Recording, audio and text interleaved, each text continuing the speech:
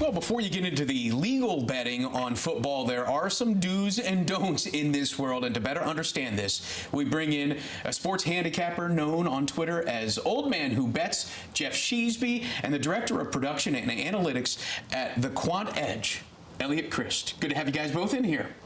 It's a pleasure to be here. Yeah, man, it's great to get some real insights into the way that you guys think. And that's really where I'm going to start things off. We're calling this segment Staying Sharp. Sharp money is the money that is bet by respected professional bettors. That's considered sharp money. So that brings us to our first point. How do you identify what sharp money is? Yeah, I think it's really about the process. You don't want to look at the side or total and have a decision and then try to find evidence to support that. What you're looking for is, where do the numbers tell me I need to go? A great example is, week 1 between the Lions and Cardinals. The Lions contain quarterbacks, and that's something that Kyler Murray and the Cardinals really struggle with. And they run the football incredibly well, and the Cardinals cannot stop the run to save their life. So these are a couple data points that are going to back up a Lions pick, as opposed to saying, I like the Cardinals because Kyler Murray is a new, flashy, young quarterback. Right. That's not actual analysis. That's not going to lead you anywhere. Right. You're not using your thinking brain there. You're using your emotional brain at that point. So I think where we might want to start things off is the bankroll. How do you properly manage bankroll?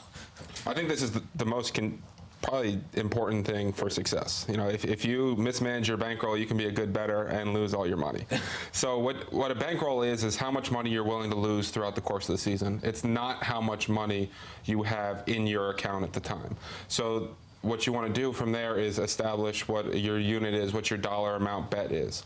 So typically your 1 unit bet is 1% of your bankroll. So if you're a $100 bettor, that's 1 unit for you. Yeah, this is the tips that you would give for all potential bettors out there and trying to stay sharp. I like what he was saying. Is that where you land on your bankroll as well, Geoff? Yeah, absolutely. I think at a minimum you got to be 1/40th, 1/100th, certainly a way safer. And that's just to make sure that you're not, again, just losing everything at once. You're not putting yourself into financial strain, because as soon as you do that, all of a sudden you're stressed. You're not thinking clearly. Just like you wouldn't want to go into your job, in turmoil. You don't want to be betting in turmoil. You want to make sure that you're emotionally stable, clear, level-headed, looking at the data points, and then betting wherever you can find an edge. That's really a struggle for a lot of people, because sports betting gives you such an emotional high when you do win and emotional low when you don't, that trying to separate those two sides of your brain has to be really difficult, I think, for a lot of people. But that's the whole point of diving into the metrics, right? Yeah, I think for sure. I mean, as soon as you get that emotional high or that emotional other side, that's where things start to go wrong. You start chasing, you start betting games just because you're feeling good, because you're up $150. Okay, I'm going to put $150 and get to $300, and then all of a sudden you're back to zero. I'd rather have that in my pocket. Chasing is by far the most dangerous thing you can do as a sports bettor. As we take a look at Geoff's ability to stay sharp, it's easy to have a bad Sunday and then try to go on tilt on Monday and try to make it all back. So how dangerous? Let's talk about that. How dangerous is that? It's incredibly dangerous. Again, bet when you have an edge. If you don't have an edge, don't bet it, right? And get rich quick is a fallacy, right? This is long and strong. This is like playing the stock market. You're looking for 5-year trends. You're looking to be, 1 unit at a time, building that house of profits. And putting your entire bankroll on that is not how you do that. Well, is it fun? For sure. Is the adrenaline going to be pumping in the first half until you get backdoored on a pick 6? Fine. And then you're devastated, and then you're chasing even more. And now you're down, 100 units, and this can spiral out of control really quickly, man. Exactly. So you got to keep that level head. You got to keep to Eliot's point, bankroll management is so key. So you're never in that tough spot where you need money now. So being a grinder is good. Absolutely. You want to be a grinder. Absolutely. So, sports betting is about making as many positive expected value decisions as you can make, and it's a long game, not a short game, right? Just because you win money one weekend doesn't make you a good bettor. Just because you lose money one weekend doesn't make you a bad bettor. You're trying to make as many good decisions over the long haul to build your bankroll. Yeah.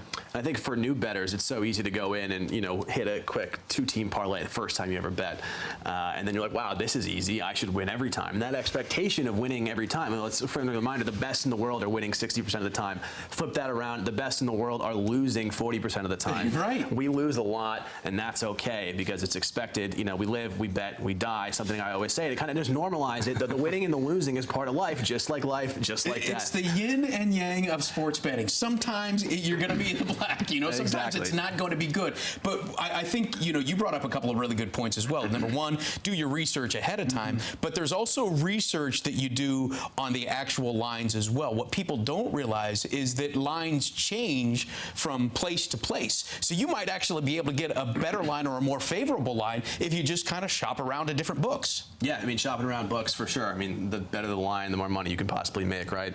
And I think it's important to look at kind of that line movement. I think a lot of new bettors will be quick to say, like, oh, Aaron Rodgers is hurt or something like this, kind of in a fantasy perspective. But if the line doesn't move, that is, I would say, a big red flag of, okay, the Packers are probably still looking pretty good here.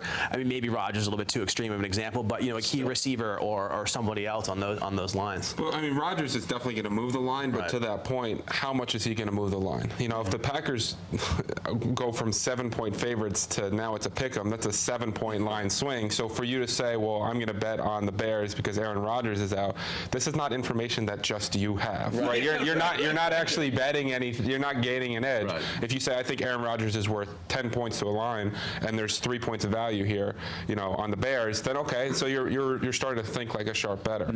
And your point about shopping for lines is so key, because with all the legal sports books in the United States now, you can be in New Jersey and there's 8 different books, and they might not all have the same line. And if, you know, the Patriots are -7 at 7 books and -6.5 at one other, that's a huge half point, and that's over the long haul, that value is going to really increase your bankroll. The key is to find an edge and to be on the sharp side of that edge. Make sure you check out our final fantasy draft update on preseason movers as well. For Geoff Sheasby and Eliot Crist, I'm Steve Overmyer. This is Fanalysis.